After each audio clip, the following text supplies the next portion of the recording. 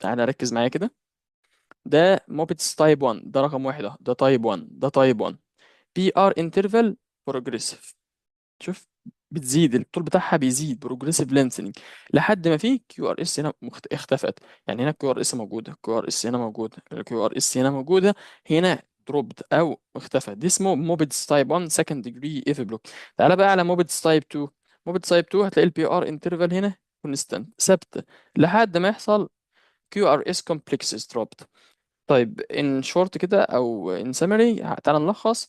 يبقى when PR interval is progressive lengthening, show progressive lengthening until QRS disappears. This is Mobitz type 1 or Winnick back.